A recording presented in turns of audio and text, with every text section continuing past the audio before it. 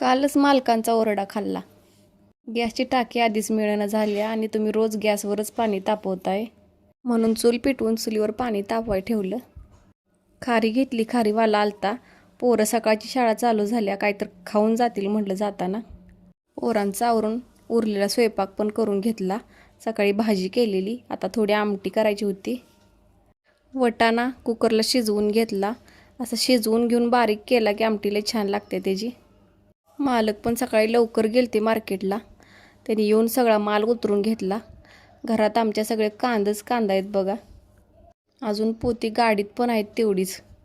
ह्यांनी माल उतरत्यात तोपर्यंत म्हणलं आज देवपूजा करून घ्यायची. देवाची भांडी स्वच्छ घासून उन्हात वाळवाय ठेवली. तसं तर सासूबाईच पूजा करतात देवाची. त्या आज लवकर शेतात गेलेल्या.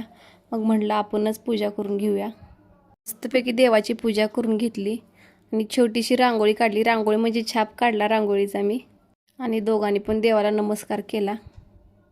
व्हिडिओ आवडल्यास लाईक करा, चॅनलला सबस्क्राईब करा. भेटू नेक्स्ट ब्लॉगमध्ये. तोपर्यंत बाय.